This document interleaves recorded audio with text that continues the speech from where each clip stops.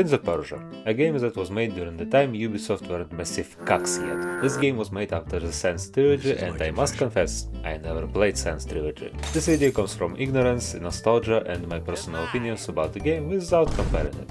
For a game made in 2008, visually it holds up. The designs are colorful, polygons aren't sharp enough to cut you, and for the most part animations are pretty smooth, especially fights. The game starts with Prince losing his donkey, with bags of gold and really thick carpets. The life of a man is ruined by a woman, falling from the sky. Women. A woman? Sorry, I already have my mommy GF roleplay ASMR videos. Oh yeah, my sister's a complete yandere. She's crazy. What the fuck? At the start of the game we get our tutorials for fighting, parkour, and mainly save mechanics. Yeah, we can't die in the game. This will be relevant a little bit later. All of these mechanics are used to advance plot. We learn that this dude is the father of this chick. Because he's a sore loser, he just butthurts, crashes out and releases a powerful dark god, Benjamin Netanyahu. In short, there were two gods, Osmart and Ahriman. The old tale of good and evil, light and dark. We don't learn much about the good guy, but the bad one behaves like a folklore genie, grants wishes but corrupts them. He was imprisoned by the good god with the use of ancient Kazakh magic and fertile grounds. The whole game is about trying to imprison him back. The plot and story themselves aren't hard, but the way you get information is tedious. Sure, it's enough to just watch cutscenes to learn the most important stuff, but there is also a dreaded function, talking to a woman. You can get hints about where to go and also a lot of information if you talk all the time, but that's exhausting. Back to the objective. To imprison Ahriman, we need to rejuvenate all fertile grounds. There are 4 regions with 6 levels each. Why quotations? Because this game behaves like Metroidvania. Each fertile ground location has a certain set of obstacles and puzzles, sometimes with fighting enemies in between, ending up with a boss fight. But at the same time you can move freely between locations, pick and choose what locations to complete, so it's not that restrictive. Each region has their own nemesis. Out of your friends, which are you? Truck freak, crazy ass.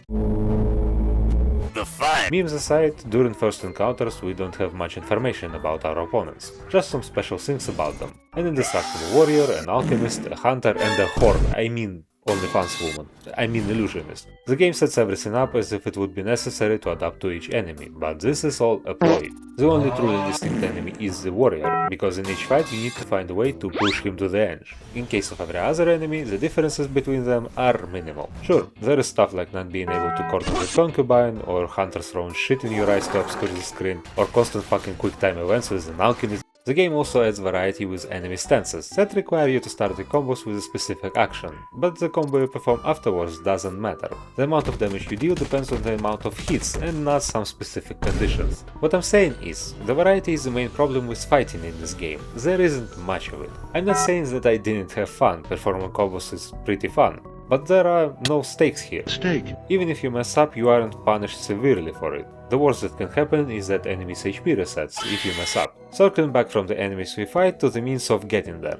Basic parkour options at first, but we also get powers of the good god. Step, hand, flight and run. Step and hand are basically the same, just throw you around. Flying is okay, but there is almost no interactivity. And running involves some thinking. Powers are unlocked with collecting those light seeds, but after you get enough to unlock all the powers, you can just ignore them. At least I couldn't be bothered collecting them all. There is no apparent benefit to it. Both parkour and powers would be fine if anything had any stakes really. You don't need to time anything, you don't need to think, just spam buttons near rings and powers and you're fine. Wall runs despite some obstacles feel more like a scripted event than something you need to think about. The game looks cool and cinematic, but if you dig deep you see that it's very simple. Same goes for environmental stuff. Who cares about this pollution in the air if you can't die? But don't take all of this as me hating on the game.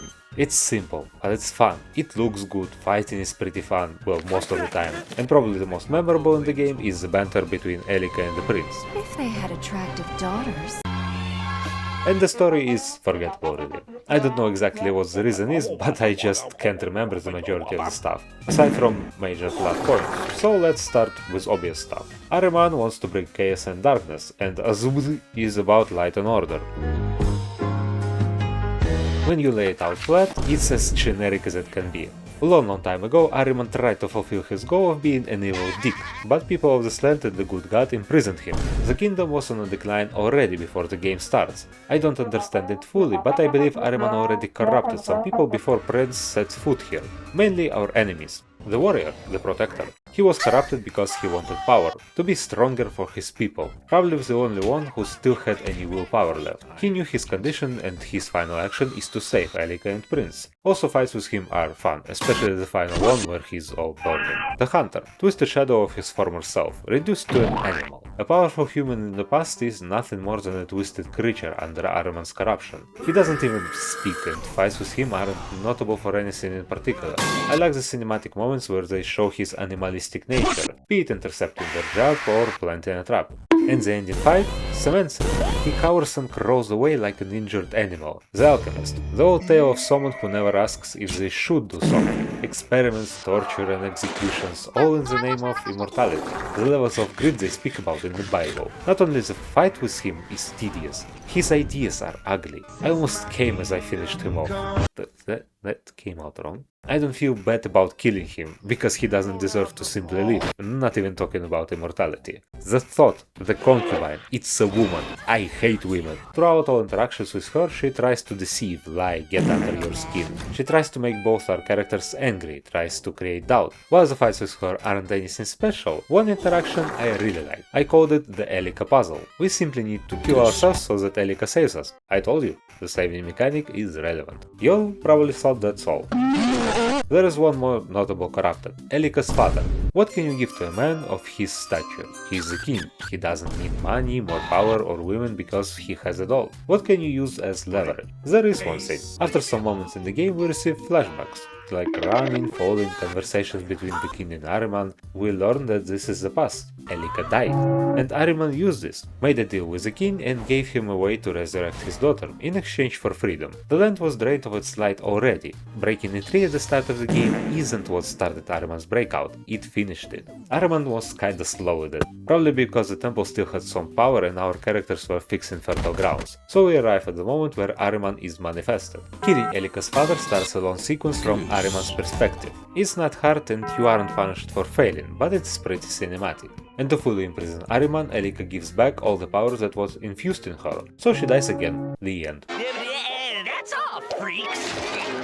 Yeah, the end. I fucking wish it ended like this. Well, not like I hate the ending that much, but it just shows that everyone is corruptible, even our main character. And the leverage? Love for Elika. I'm telling you man, those women. Prince receives a full vision. He knows what the king did to revive Elika, and he does exactly that. We aren't just returning to the square one with corruption. Ahriman is free. Not sure how those two are surviving this, and Elika looks broken. So much for the love body, you fucking retard. That's how the game ends. Not sure if there is a scene after titles, because the game crashed and I couldn't be bothered really.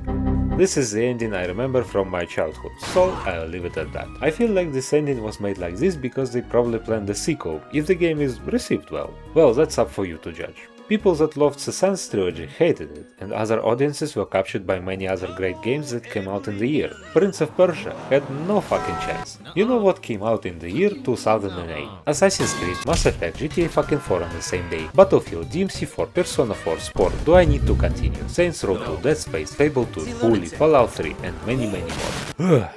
Well, I'm done here. I just wanted to have this trip down memory lane.